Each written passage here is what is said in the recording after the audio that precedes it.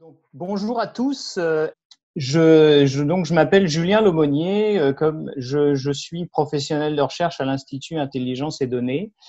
Et je vais vous présenter aujourd'hui un peu une vision un peu générale et une introduction à l'intelligence artificielle avec toutes les éléments, tous les concepts de base qui vont vous permettre d'essayer de comprendre un peu les possibilités de l'intelligence artificielle, mais aussi les réalités auxquelles on est confronté quand on commence à utiliser l'intelligence artificielle.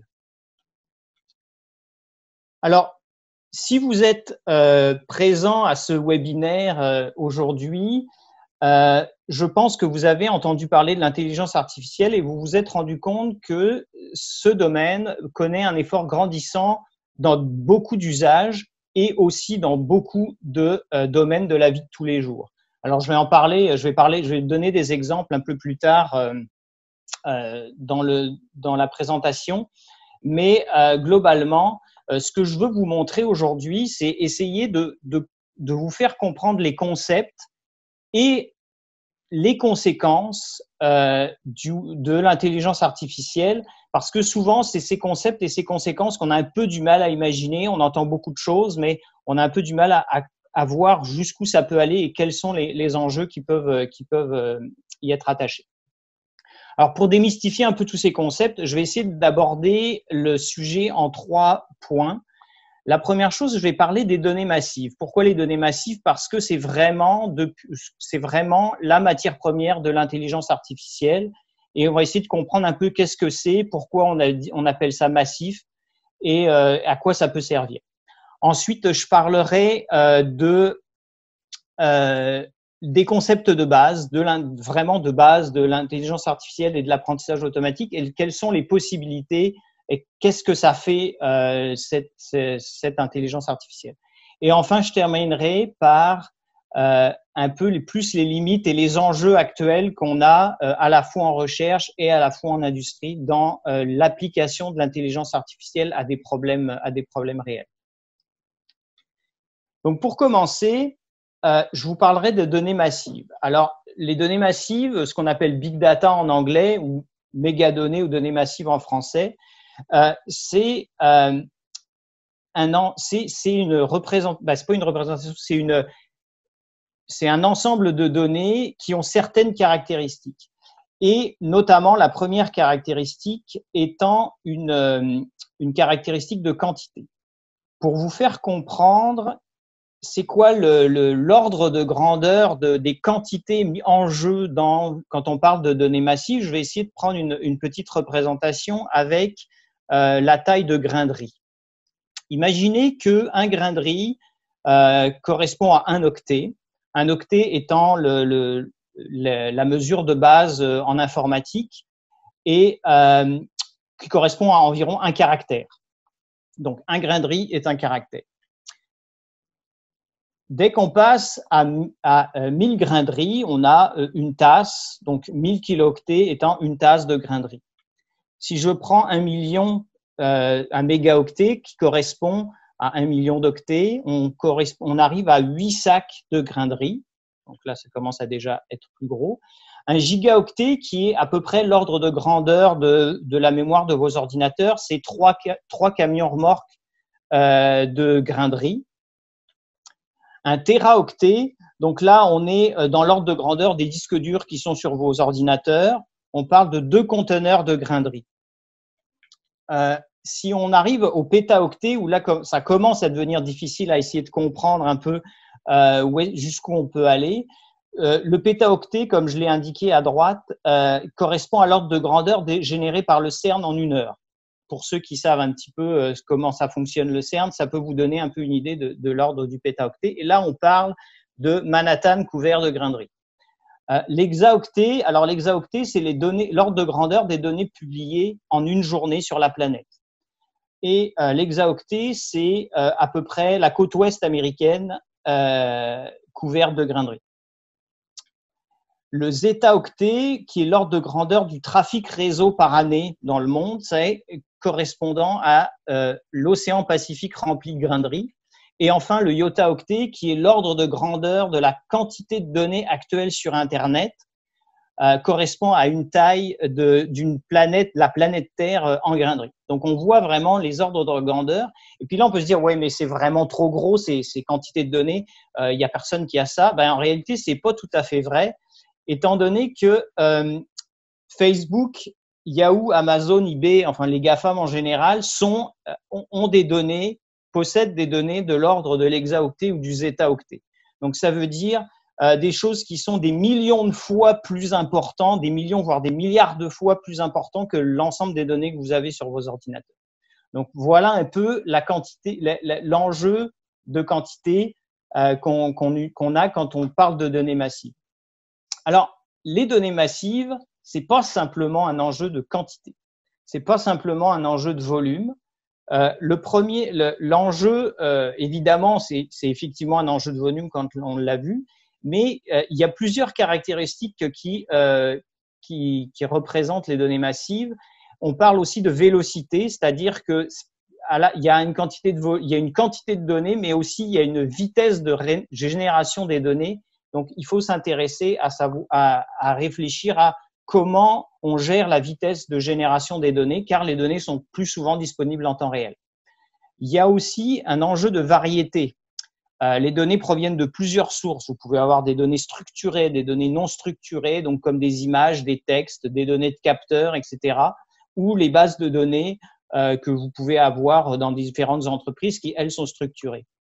Et surtout, vous pouvez avoir aussi des données qui proviennent de projets différents, des données qui ont été collectées dans un certain contexte avec des données qui ont été collectées dans d'autres contextes où les méthodologies de collecte ne sont pas nécessairement compatibles et il faut essayer d'arrimer ces données-là.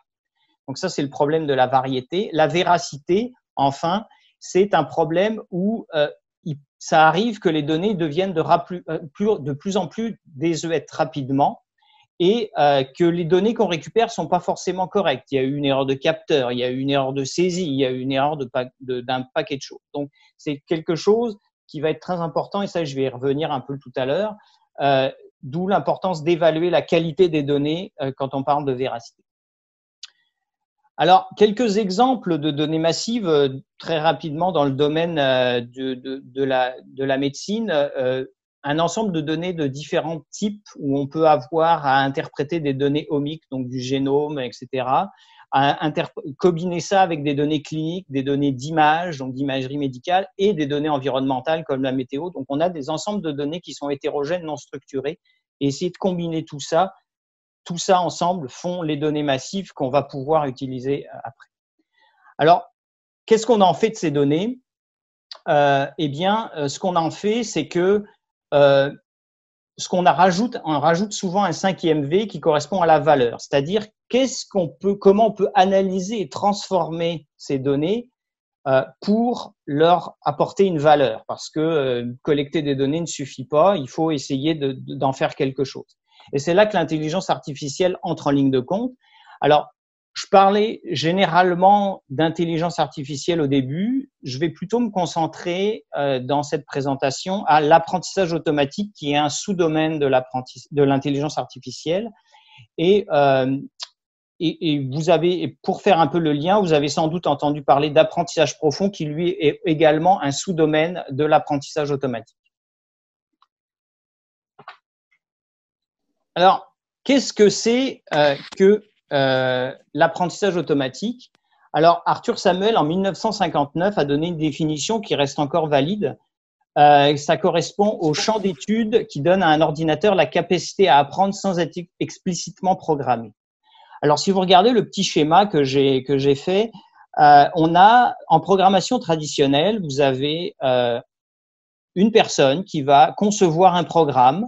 Ce programme, en le combinant avec des données, dans un ordinateur, va produire une sortie. Si je prends un exemple, l'exemple que vous pouvez connaître, qui est Word, qui est un programme informatique, vous allez lui fournir des données qui sont l'entrée de ce que vous tapez sur votre clavier quand vous l'utilisez. Et ce que ce programme-là va vous sortir, c'est un document formaté avec le texte que vous avez voulu, avec le format que vous avez voulu. Donc, programmation traditionnelle. l'apprentissage automatique, c'est un peu un complément. C'est une autre manière d'approcher la conception de programme, ou c'est une autre manière d'approcher, ouais, c'est ça, c'est une autre manière d'approcher la conception de programme en utilisant des exemples ou des interactions avec l'environnement. Alors, si vous regardez le deuxième petit schéma, ce qu'on voit, c'est que au lieu que ce soit un être humain qui crée le programme, l'être humain va simplement indiquer à l'ordinateur qu'est-ce qu'il veut avoir au final.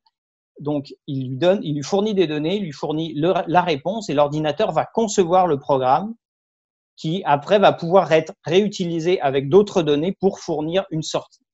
Ça, c'est de manière très générale. Je vais rentrer un peu plus dans les détails tout à l'heure. Ce qu'il faut voir un peu ici, c'est que c'est pas, on n'oppose pas la programmation traditionnelle à l'apprentissage automatique, mais ce que je veux amener ici, c'est qu'on a vraiment un complément dans le sens où le programme qui va être généré, ou ce que je vais appeler plus tard le modèle qui va être généré, ben après il va servir comme un programme normal dans l'utilisation d'un processus ou avec des nouvelles données. Alors justement, en parlant de processus, l'apprentissage automatique nécessite d'avoir un certain processus. Donc, comment on fait pour créer un peu ce modèle ou ce programme? Eh ben, il y a en gros 5 étapes. La première étape étant la collecte de données. Donc, on récupère les données, comme je vous l'ai dit, de différentes sources selon les problèmes qu'on va avoir. La deuxième étape consiste à nettoyer, préparer, manipuler les données. Donc, il y a besoin très souvent de travailler les données avant, car très souvent, elles sont pas exploitables en l'état. Il faut nettoyer toutes celles qui sont un peu incohérentes, il faut transformer quelques éléments pour que ce soit plus utilisable par l'ordinateur. La troisième étape étant l'entraînement du modèle. Donc là, un peu le cœur de l'apprentissage automatique. La quatrième étape consiste à évaluer le modèle, c'est-à-dire à essayer de voir sa performance en fonction de ce qu'on cherche à obtenir. Alors c'est là que j'insiste beaucoup et je vais y revenir un peu plus tard. Ce qui est très important, c'est toujours d'avoir l'objectif en tête de pourquoi j'utilise de l'IA, pourquoi j'utilise de l'apprentissage automatique et comment je vais être capable de mesurer l'efficacité de mon programme au final. Enfin, la dernière étape étant l'amélioration. Alors l'amélioration, c'est extrêmement important, étant donné que contrairement au programme traditionnel que vous avez sans doute utilisé un programme en particulier depuis très longtemps qui n'a pas besoin d'être changé ou qui aurait besoin mais qui ne l'est pas, qui peut être utilisé pendant 10-20 ans, il n'y a pas de problème. Les modèles qu'on utilise en apprentissage automatique ne peuvent pas être utilisés pendant des très longtemps, étant donné qu'ils se basent sur des données qui ont été générées dans un certain contexte et ce contexte peut avoir changé. Si je vous donne un exemple très actuel, l'exemple le plus évident est tous les modèles qui ont été entraînés chez les Amazon et tous les fournisseurs de produits qu'on peut avoir de magasins, etc. Ils se sont basés sur des habitudes de consommation qui, avec la pandémie, ont complètement changé. Et certains se sont retrouvés avec des problèmes d'approvisionnement parce qu'ils n'avaient pas prévu ou le modèle ne prévoyait pas que les habitudes de consommation avaient changé. Donc, on voit que l'amélioration est un des points importants de l'apprentissage automatique. Alors, très rapidement, ça c'est un peu plus en détail. Ce qui est très important quand on parle d'apprentissage automatique, c'est qu'il faut fournir à la machine, pour avoir ce modèle, il faut lui fournir des données d'entraînement, donc qu'on va récupérer un peu comme je l'ai dit tout à l'heure, et il faut fournir des étiquettes, c'est-à-dire ce qu'on aimerait que le programme nous prévoit en fonction des données d'entraînement. Donc, si je lui donne une image de radiographie, par exemple, ben, je vais lui associer une étiquette pour dire dans cette radiographie-là, il y a la personne a un cancer. Une autre image, dans cette radiographie-là, la personne n'en a pas. Et donc, on fournit un peu des étiquettes pour toutes ces images-là. Et avec les algorithmes d'apprentissage automatique, l'ordinateur va être capable de généraliser un peu ce qu'il a vu et d'être capable d'avoir un modèle qui, quand on lui donne des nouvelles données opérationnelles où là, il n'y a pas d'étiquette, ben, il va être capable d'en prédire une. Et on espère, si le modèle est suffisamment efficace, qu'il va prédire la bonne chose. Alors, quelques exemples rapides. Ce qu'il faut voir, ici, on a un exemple de segmentation d'images où les étiquettes sont tous les textes qu'on voit avec la route, le sable, les voitures, les bâtiments, etc. Donc, en bas, vous avez l'image qui est donnée qui est fournie à l'ordinateur et lui, il va être capable de segmenter un peu l'image grâce à des réseaux profonds. Va être capable de dire telle partie de l'image c'est une voiture, telle partie de la route telle partie de l'image c'est une route, etc. Et on voit qu'il peut se tromper parce que on voit en bas un nid de poule et lui l'ordinateur a classé ça comme du sable. Donc on voit qu'il y a une possibilité de se tromper, mais je vais revenir un peu plus tard sur les impacts qu'est-ce que ça a comme effet que l'ordinateur puisse se tromper. Alors, d'autres exemples très rapidement, des segmentations d'images ou des descriptions d'images où on voit ici à gauche, l'ordinateur est capable de voir qu'il y a une femme qui est habillée en blanc avec une robe, elle joue au tennis. À droite, un mouton qui est dans un champ d'herbe. Donc, l'ordinateur a généré la phrase en fonction de l'image. Donc, quelques exemples un peu pour percevoir un peu ces informations-là. D'autres exemples que vous avez sans doute entendu parler, Google Car qui fait des voitures automatiques donc en se basant sur un paquet de senseurs, Amazon Go qui permet de déterminer automatiquement quels sont les produits qui ont été achetés par l'utilisateur pour éviter de faire passer à la caisse. Google Translate, évidemment, qui fait de la traduction automatique du texte par apprentissage automatique. D'autres choses qui sont un peu moins liées à l'IA, mais qu'on associe souvent, c'est plutôt la robotique. Alors ici, dans Boston Dynamics, ici, ils ont fait un robot qui est capable de faire beaucoup de choses, de mouvements de l'être humain. Il n'y a pas juste de l'intelligence artificielle, il y a beaucoup d'éléments robotiques un peu plus de base, mais ça se rapproche beaucoup. Et d'un point de vue plus ludique, l'ordinateur est maintenant capable de battre les joueurs au Go et plus récemment de battre les joueurs à des jeux encore plus compliqués que le Go, qui sont des jeux comme StarCraft 2 par exemple. Alors, très rapidement également, d'autres exemples en assurance, en santé, vous allez être capable de détecter des comportements frauduleux, vous allez être capable d'identifier des clients en vente, en marketing, vous allez être capable de déterminer des comportements d'achat. Amazon le fait très bien pour ça. Dans d'autres cas, des banques finances, donc évidemment des usages frauduleux de cartes bancaires, des risques liés aux prêts. Et puis évidemment en génétique, en médical, tous ces éléments-là, des réponses d'un patient à un traitement, des identifications de thérapie, etc. Mais je pense que dans le webinaire plus loin, Jacques Corbeil le précisera très bien. Alors malheureusement, ça marche pas toujours. Ça marche pas toujours parce que on voit ici deux exemples où la machine a classé l'image, a décrit l'image de gauche comme étant une salle de bain avec une toilette et un évier, et l'image de droite, une femme qui est assise sur un banc avec un ordinateur portable. Donc, on voit des fois que ça marche pas du tout, et on va essayer de vous comprendre un peu pourquoi ça marche pas et c'est quoi les cas qui font que ça marche pas. Alors, je vais aborder le problème en 2 points. Le premier va être une question de collecte de données. Quand j'ai parlé de collecte tout à l'heure, la manière de collecter les données et la manière d'avoir une bonne répartition des données qui représente très bien le problème est extrêmement important. Ici, on voit que quelque chose que si vous avez fait des statistiques, vous devez le savoir, que la corrélation n'est pas de la causalité. Ici, on a un exemple avec des chats, des images de chats et des images de chiens.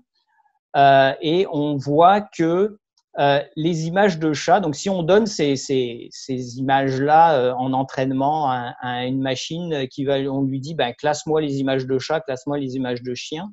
Ce qu'on voit comme ce qui est frappant ici, outre les animaux qui sont sur les images, c'est que toutes les images de chats sont avec des fonds blancs et toutes les images de chiens sont sur de l'herbe verte. Et là, la machine, ce qu'elle va faire, elle va aller au plus simple. C'est-à-dire qu'elle va dire, si tu me donnes une image puis qu'il y a un fond blanc, c'est un chat. Si tu me donnes une image et que il y a majoritairement du vert, c'est un chien. Et là, on voit très bien que si on n'a pas bien fait une représentation du problème de manière efficace, l'algorithme va apprendre un peu n'importe quoi. Et alors, d'un point de vue plus formel, on dit que les données d'entraînement doivent être obtenues de façon IID, c'est-à-dire que chaque exemple est censé être obtenu par un tirage d'une distribution unique inconnue et indépendant des autres. Alors, ici, on voit que c'est pas le cas parce que les tirages qui ont été faits sont certainement pas les mêmes distributions pour les deux classes. Donc ça, c'est des choses qui peut faire en sorte que ça va mal. L'autre point dans la collecte, c'est un problème d'équité. Alors, ce qu'on dit souvent, c'est que l'intelligence artificielle est aussi bonne que les données sur lesquelles elle a été entraînée. Ici, on a un exemple d'un jeu de données assez connu qui s'appelle Adult Census, qui provient d'un recensement américain dans les années 90, je pense, et donc qui présente un peu, différentes personnes en indiquant leur sexe et leur race. Alors, ici, on a en plus, c'est un peu moins important, mais ce qu'on a, c'est qu'on a aussi leur revenu inférieur à 50 000 $ ou supérieur à 50 000, mais c'est pas là-dessus que je veux insister. Ce que je veux vous montrer dans ce jeu de données-là, c'est qu'on voit qu'il y a un débalancement énorme entre les différents groupes. Alors, on voit évidemment que les personnes majoritairement représentées sont les blancs, et que les Noirs, les Amérindiens esquimaux et Asianes Pacifiques des îles du Pacifique sont beaucoup moins représentés. Ça, qu'est-ce que ça va faire? C'est que l'IA, sur ces groupes-là, où les algorithmes ne vont pas être capables de bien généraliser sur des sous-groupes qui sont très peu représentés. Et ça pose un problème d'équité énorme parce que l'algorithme globalement, il va être très efficace, ça c'est vrai, mais sur certaines catégories de population, il va être vraiment très mauvais. Et ça pose vraiment un gros problème d'équité. Donc, je rentrerai pas trop plus dans les détails, mais globalement, c'est quelque chose que la collecte peut poser comme problème. Alors, juste pour préciser ça, je veux quand même insister sur le fait que il y a dans ce jeu de données-là, il y a la notion de problème d'équité, mais il y a aussi un autre problème qui, si vous remarquez un peu, ici, on a appelé la première catégorie Amérindien Esquimau. Le mot Esquimau n'est plus utilisé depuis les années 70 parce qu'il est très connoté, il est très mal connoté. Mais il a quand même été utilisé dans ce jeu de données-là. Alors, ce qui est important quand on parle d'équité et de réflexion sur les conséquences sur les personnes que peuvent avoir l'intelligence artificielle, c'est de considérer la pertinence de l'interdisciplinarité. Ici, dans ce cas-là, dans ce jeu de données-là, ce qui n'a pas été fait, c'est de s'intéresser à un point de vue sociologique. Est-ce que les groupes que je décris sont vraiment représentatifs et est-ce que j'utilise les bons mots pour représenter ces groupes-là? Même on voit qu'il y a beaucoup de groupes qui ont été regroupés qui ne sont pas forcément, qui seraient pas forcément cohérents. Donc, on voit ici que ce jeu de données-là, qui est un jeu de données extrêmement utilisé pour montrer l'équité ou non d'un algorithme d'intelligence artificielle,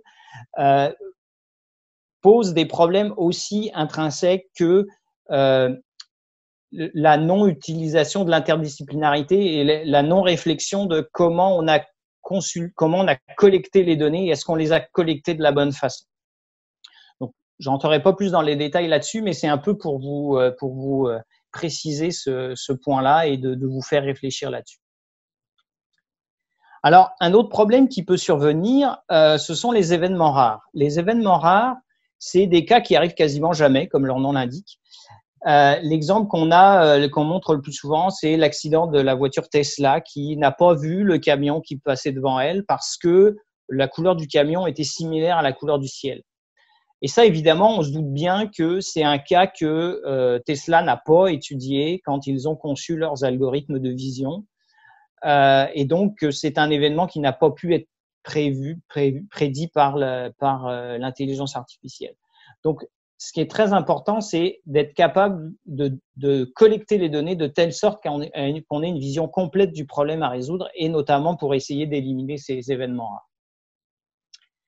Alors, le deuxième problème que peut provoquer l'intelligence artificielle, mais là, c'est plus un problème de données, c'est vraiment un problème de technique. Le premier problème que je vais parler, c'est la robustesse. La robustesse, c'est… Alors, il est représenté sous cette forme-là, c'est souvent l'exemple qu'on donne. Vous avez à gauche, donc c'est un problème de classification d'images. Donc, à gauche, vous avez l'algorithme qui a bien classifié un bus, un animal, une pyramide. C'est quoi ça? C'est des enceintes, je pense, un autre animal et un chien, un insecte et un chien. Donc, à gauche, vous avez l'algorithme, il a bien prédit les bonnes classes et il suffit de modifier quelques pixels de manière très, très subtile qui ne sont pas visibles par un être humain. Vous voyez les images de droite, ce sont les images modifiées où un être humain ne voit absolument aucune différence à gauche et à droite, mais ils ont été modifiés de telle sorte à ce que l'algorithme va classifier toutes les images en autruche. Et là, on voit très bien que des choses qui sont… et là, on n'est pas robuste à la modification d'images parce que on voit très bien que c'est complètement incohérent de prédire des autruches dans ces cas. Alors là, on peut se dire, ouais, mais là, c'est des cas où ça a été manipulé, ça a été pensé pour que l'algorithme se trompe. Et effectivement, c'est le cas. Mais ce qu'on peut voir aussi, et ce qui a été montré, c'est que sur des vrais cas, donc avec des vraies images, en mettant juste des carrés noirs et blancs sur un panneau stop, il y a des chercheurs qui ont montré que l'algorithme des Google Cars se trompait en regardant cette image et interprétait ça comme une limite de vitesse à 70. Alors, vous imaginez la différence qu'il y a entre un stop et une limite de vitesse à 70. Et ça, c'est juste en collant quelques carrés sur l'image, alors que nous, on voit très bien un stop. Donc là, on voit qu'il reste un problème de robustesse, que les algorithmes ne sont pas robustes encore à tous ces petits éléments perturbateurs qui vous font changer complètement la décision de l'algorithme. Alors, un autre problème que peut causer la technique, c'est un problème de confidentialité de données. Je vais vous présenter rapidement le cas Sweeney, qui est un cas qui n'est pas de l'intelligence artificielle, mais qui est un problème qui est un problème qui est survenu quand on combine des différentes bases de données. Alors, il y avait accessible l'information médicale de 135 000 employés de l'État au Massachusetts qui ont été anonymisés. Donc, pour la recherche, effectivement, c'était très correct. Il n'y avait pas d'informations personnelles, mais il y avait des caractéristiques individuelles. Et ce qui s'est passé, c'est que le docteur Latiana Sweeney a réussi, en combinant cette base de données médicale avec une liste de voteurs, a réussi à identifier le gouverneur de l'État et donc réussi à accéder à son historique médical. Et ça, ce qui s'est passé, c'est que au final, on s'est aperçu que en combinant les deux bases de données, on était capable d'avoir très peu de personnes qui avaient la même date de naissance, qui étaient des hommes et dont il y en avait un qui en plus avait le même code postal. Donc là, on voit que la combinaison même de base de données anonymisée peut provoquer des problèmes. Et alors, comment c'est lié ça à l'intelligence artificielle? Donc, l'exemple de droite vous le montre. Ici, on a un chercheur qui a montré qu'il était capable. Alors ici, on a un algorithme qui, à partir d'une image, va donner le nom d'une personne. Bon, il a appris avec une base de données, etc. Donc, juste avec le nom de la personne, juste avec l'image, il était capable de donner le nom. Le chercheur, ce qu'il a fait, c'est qu'il a été capable de proposer des noms à la machine et il a été capable, avec les résultats qui lui retournaient, parce que la machine retournait en plus du nom, lui retournait en plus un score de confiance, était capable de reproduire en partie l'image. Donc, on voit à droite l'image de droite, qui est la vraie image, et le chercheur a été capable de reconstruire l'image de gauche juste avec le nom de la personne. Et là, on voit très bien, et juste en ayant accès à la boîte noire de l'algorithme. Donc, on voit quand même des similitudes entre les deux images, et ça permet de voir que la technique ne permet pas encore d'avoir une confidentialité parfaite sur les données.